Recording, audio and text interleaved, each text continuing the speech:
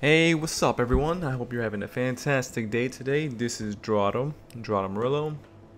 It's a little weird for me not to say proud founder of ProsperityLifeHacks.com. For those of you who don't know, my current website is down right now and I would have to restore all that stuff. Probably, I don't know, it's kind of a complicated situation for me right now, so it's going to take a while before I get the website back up. I am thinking of creating a new website with just my name and my services and just a new website, but for now you can check me out on nayumi.com, where I have a lot of blog and I'm going to be putting a lot of content on that website for the time being. It's a free website that I'm currently using for all my website writing stuff. So anyways, today's topic is put yourself in their roles, also known as put yourself in their shoes. A lot of the times when we are, how you say this, the bystander, the observer, we never really fully understand the situation. We never really, we can't really relate to it. So when you're a consumer, you don't understand why certain marketers do what they do and why they pitch the way they do. And that's because the marketers are, they have to adopt a certain mindset. They're trying to find a mindset that works for them to maximize their profit. So again, the goal for everything in life is to maximize that sort of thing. And in business, that's money, to maximize profits. So they'll do everything in their power to maximize their their skills, their mindsets, their attitudes, their personality, their behaviors in order to maximize their profit. This is in essence the human condition. This is what it's all about. This is what everything is all about, basically. Maximizing our skills so that we maximize the profit, maximizing our behaviors so that we maximize the rewards or whatever. And this is not right or wrong. This is just a human condition. This is just what is, life. And I would argue that money actually keeps reality balanced. Money keeps reality in check. Kind of like a referee. It kind of makes sure that things are in order. Otherwise, there's a kind of imbalance in the ecosystem. But that's a topic for another day. So, a lot of times, when we are simply observing and not actually in the situation, or we've never been in the situation ourselves, we're not really truly understanding where someone is coming from and why they say certain things. Even though we can kind of intellectualize certain things, sometimes it's kind of hard to fully get it when one is not fully in it. And I'm trying to think of an example of this. I don't know, like I'm thinking of like a job or something. It's like, okay, like a sales job. So a lot of people don't like salespeople because they're kind of like a little obnoxious. They can be kind of salesy. They don't take into consideration of our needs and wants. In fact, just yesterday I had a salesperson come up and approach me. And it was in the middle of the street. I just finished eating and I was going to go to the gym, but I decided not to go to the gym. I was not feeling it, just not in the mood for whatever happened. And the salesman approached me and I was just so like I didn't want to be approached. I didn't want this salesperson to kind of come up to me. And I feel kind of guilty at times where I'm like, I don't want to tell this person no, because if that was me, I would feel kind of bad. I was like, if that was me, I would want people to be receptive, and I would want people to, just listen to what I have to say. So in his case, I didn't want any involvement in the situation. I just want to eject. I just want to say, kind of like leave me alone, but like in a very polite way, because I don't get mad at these people for doing what they do. I don't just, whatever. But at the same time, sometimes I'm just not in the mood to hear people out, or I'm just not in the mood for those kind of things. And I don't think that it's just me. I think this is just, again, another function of the human condition. Maybe you pitch it wrong, maybe you're not the right person, maybe it's the wrong timing. So I don't think it was me, per se. And I think this is just, when you're a salesperson, you get this a lot. You're like, why doesn't people want to listen to what you have to say? And it's not really that they don't want to listen to what you have to say. It's just that within that sort of line of work, it's expected to have low conversions. Whereas me explaining myself in a podcast, it's almost assumed that the listener wants to listen to what I have to say. They want to hear the advice. They're eager to learn.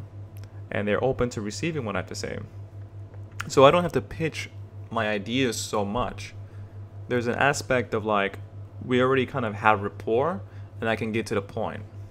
Whereas if I meet you down the street, I'm going to have to break your state. I'm going to have to like do a lot of weird things. I'm going to have to be a salesperson just to like, I don't know, open the door to a conversation or something like that. Versus me just freestyling myself in a podcast, I'm almost free to be myself. However way I want to be. I can adopt any persona and just do that and just freestyle. Which is why I kind of like YouTube, just because I can kind of skip a lot of steps and just get to the point. And I can kind of freely expand on who I am and express who I am in a way that sometimes you can't really do in reality. That's kind of why I like YouTube. And YouTube is like an art for me now. It is work and it's an art. It's where I get to express and I get to play. So back to the story. Basically, I just kind of like, say, leave me alone. Like, I don't want what you're offering. And, if we take it from his perspective, maybe that's his job. Maybe he needs to get paid. Maybe, he's got food. Maybe he's got a kids. He's got a wife. So for me, I'm a potential prospect. He needs to convert me into a buyer. And you see how we have these different frames, these different perspectives. I really just didn't want anything to do with the situation. For him, he needs as many people to buy into what he's selling. So this is a very tricky thing, right? Because if I was in his frame, if I was him doing his job, I would have probably a similar mindset. I need as many people as I can. Buy my stuff, please, or I'll have to adopt some other kind of mindset to make it work. And if I don't, then I would have to quit. Because, it's one thing for me to teach someone how to be a salesperson, and then it's a whole different thing for me to actually do the grind work of being a salesperson. Because I can teach sales pretty well, but I don't know if that's something I would want to do like as a job, like for a full-time day. I don't know. I really don't know. Well, really putting myself in a situation that I would know or not. I've been in a couple sales jobs in the past, and I didn't like what I was selling, so I didn't really enjoy it. I used to sell I used to sell what was it, like electrical thing. It's kind of like insurance almost, but it was like electricity. And these things have the same general structure. You approach people and you get them to buy the stuff. It feels a little weird in a sense. So I'm not really new to approaching people down the street, but it's just like, I don't know, sometimes like there's a kind of iffy thing about me where sometimes I don't want to do that. But like when that's your job, you have to force yourself to do that, and it takes a lot of willpower. And if you don't build that momentum of like you're getting that mindset, getting that frame, build those skills, it's really difficult to do something like that in the long run, in the long term. That's why sales has such a huge dropout rate. And the jobs are relatively simple. You just approach people, talk to them, and this and that, get rejected, blah, blah, blah, sell them the crap. But in that case, I didn't really like what I was selling. This is why when I recommend products here on my YouTube channel, I actually endorse the products. I believe in the products. I trust the products.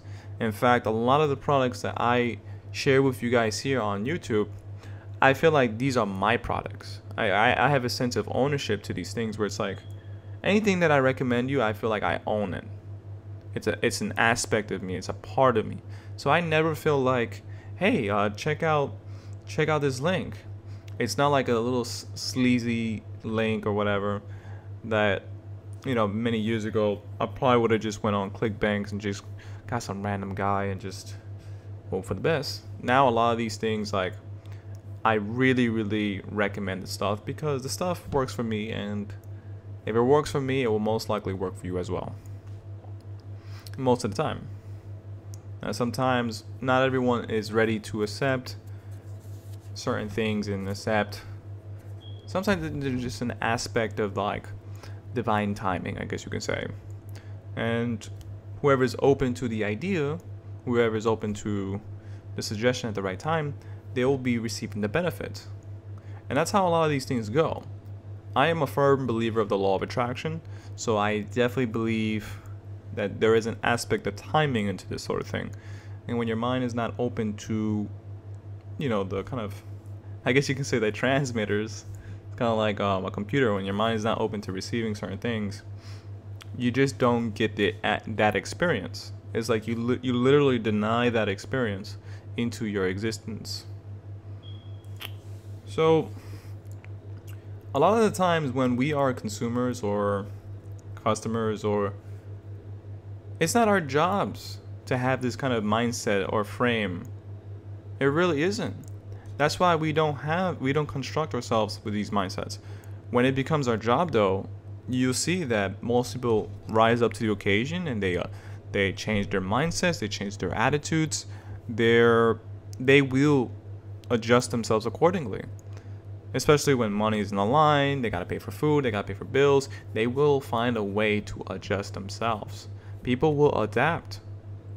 There's also like another quote that says, is it like adapt or die, or evolve or die? It has something to do with evolution, and that is essentially us. We adapt or we die, and that's what it is. And all I'm saying is, just be mindful of other people's perspectives. Not that you have to kind of say yes and be a people pleaser, but just understand that people are usually doing what they do because it makes sense from their position. It makes sense from them, like from their perspective. So it's not to say that they're doing anything wrong or whatever. It just, sometimes it makes sense from their perspective. It's kind of like a salesperson. So, like, for us, we feel obnoxious. Like, if someone approaches you, you feel like, get away. Like, I don't want to buy products. But how about if you really want that product? What about if that's a good product, right? Well, then, why not buy? See, it's funny, like, we have this kind of thing with sales, right? Where someone can approach us, and we kind of get very defensive. We get very reactional, and we kind of, like, just want to escape and brush it off. Like I did. I just wanted to escape. I didn't want anything to do with the interaction. But it's funny that when we go to somewhere like Vitamin Shop, we had this kind of mind shift of like, oh hey, I'm in this buyer position now. I'm gonna buy the products. And to me, it's kind of hilarious how that little sudden environmental shift creates a whole different dynamic of how people tend to buy. Like, if buying out the streets is completely different than like buying from a store. Or like a salesman approaches you to sell, there is that kind of anti-defense. Like there's like the defense where like a buyer doesn't want to buy all of a sudden, even if it's something that they would want. And I think it has to do with just their general defense mechanism. People don't like to be scammed. People are afraid to be scammed. People don't want to be tricked. It's not that so much that people want to waste their money. People got money to waste. Let's be honest, they do. But they don't want to feel scammed. It's like, you can rip me off $20 and I feel like, wow, man. I feel like, damn, this person ripped me off $20. It feels horrible. Especially if it's more money than just like $20. If it's like $1,000, you feel really, really crappy. So anyways, I guess I'm going to end this video with that. Quick summary. Put yourself in their perspectives, put yourself in their shoes. Understand that most people are doing whatever it is that they're doing from their mindsets, from their skill sets, because it makes sense from their perspective. It makes sense from what they're doing. It's like if you become a marketer, you would see why these marketers do what they do. And they're trying to maximize profits. So, just be mindful of that. Anyways, Be sure to check out the links down below. I got a couple good stuff for you today. I have End Self-Sabotage and many other different resources. Be sure to check out my blog on Naomi. I got a lot of great content going on that as well. Anyways, this has been Gerardo Morillo. Damn, I want to say founder of prosperityLifehacks.com, but I can't. So check me out on Naomi. Check out the helpful resources down below. And I hope you have a fantastic day. Bye bye now.